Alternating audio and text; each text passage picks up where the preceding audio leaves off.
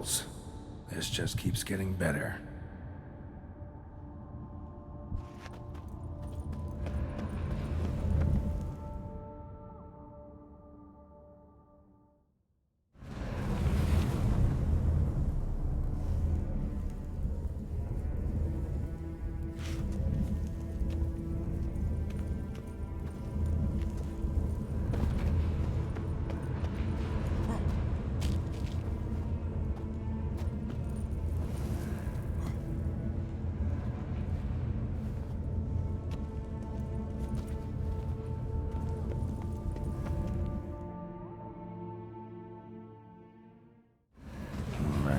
Now to find the next portal.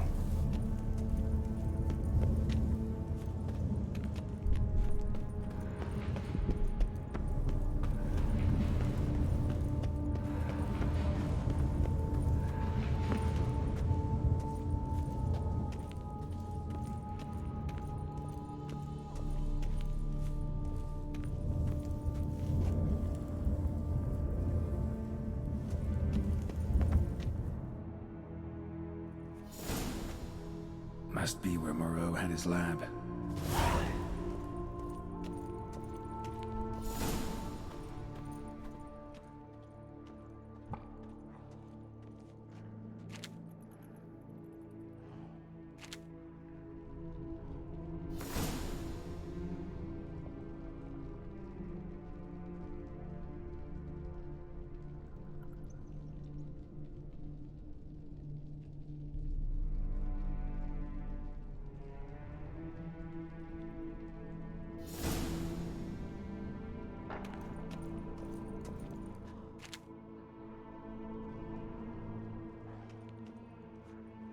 Guessing this man didn't come here willingly.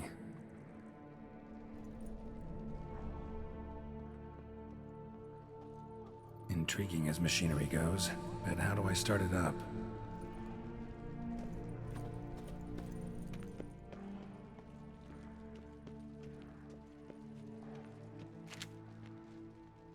Preserved organs. Hope their donors weren't forced to give them up.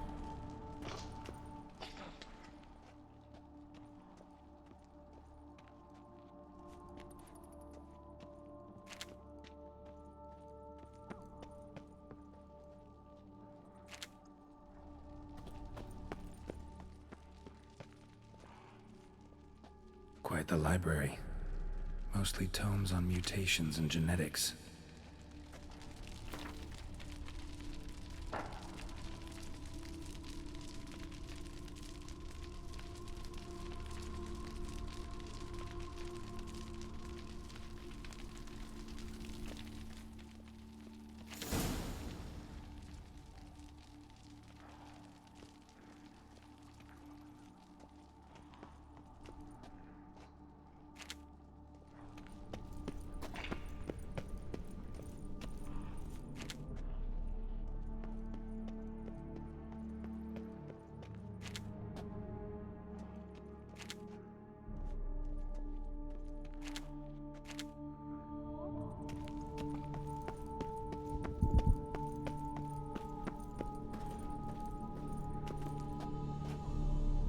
Crystals. Should mount them in the megascope. Missing 2 crystals.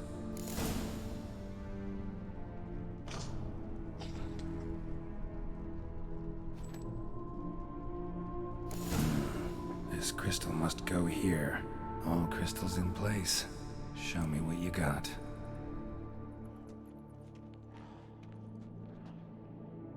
Just need to pick an entry.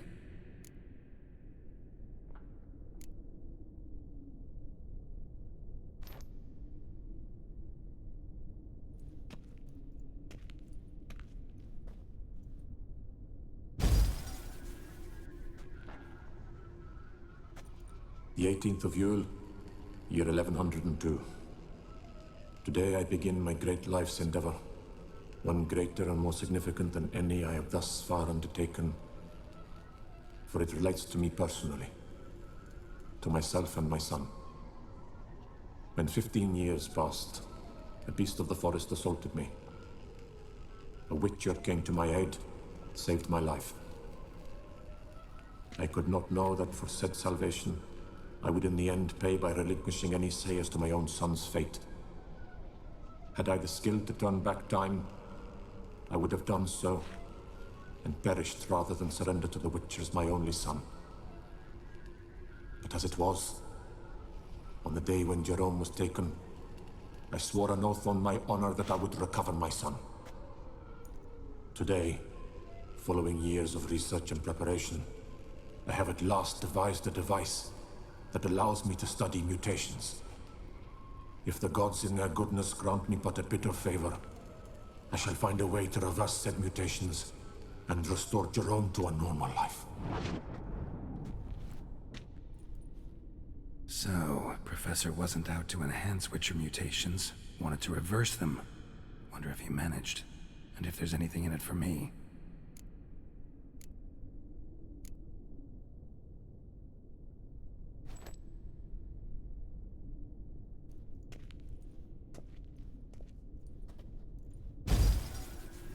Observation 22. Despite applying a surfeit of toxic substances, significantly more than usual, the subject displayed no symptoms of overdosing. I believe this to be an effect of the mutations. Thus, a minor success. This mutation should allow Jerome better to tolerate toxicity.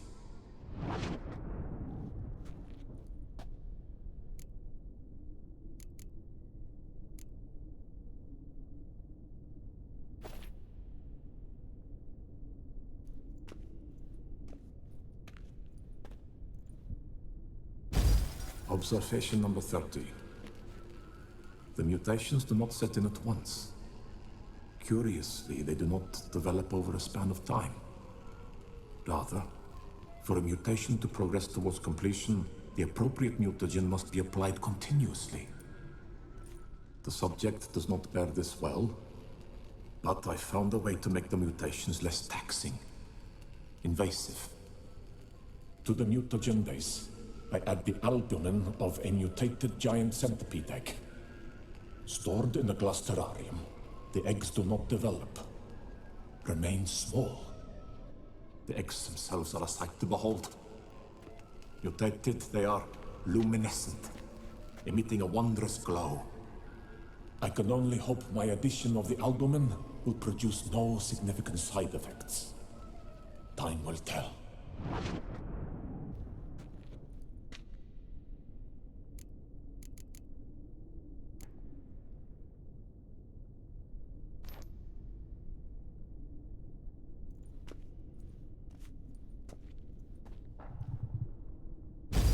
Observation 58. Sometimes failure is the catalyst for success. I've discovered a method by which one type of mutagen may be transmuted into another through the addition of certain ingredients. This is a great day for science. In addition, I observed that today's dose of mutagens brought the subject to the brink of death. He then suddenly awoke, revived, his strength renewed. Not wholly, of course, but he did in a sense come back from the edge of death. Whether this is attributable to his mutations or to pure coincidence cannot be ascertained. I must conduct further experiments.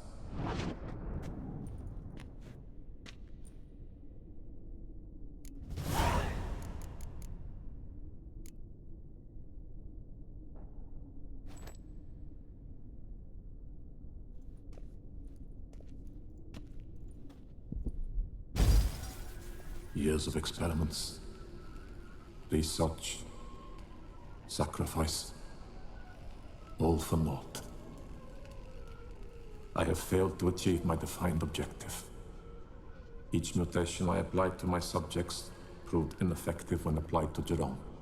What I meant to cure him of his witcherism, that which I meant to restore to him a normal life, only deepened his mutations, further augmented his speed and strength, rendered him yet more inhuman.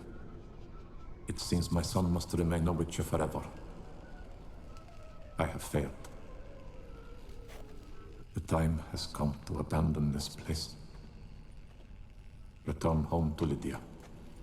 She may yet deign to take me back.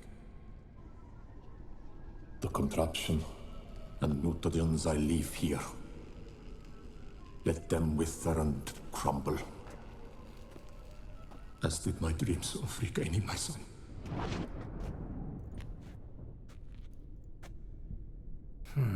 So the professor wanted to reverse the mutation's effects. Ended up deepening them. Stroke of luck for me. Could profit from his failure. So, Professor tried to neutralize the effects of Witcher mutations. Only managed to enhance them, though. Used the albumins of giant centipede eggs as his mutagen base. Need to go on an egg hunt.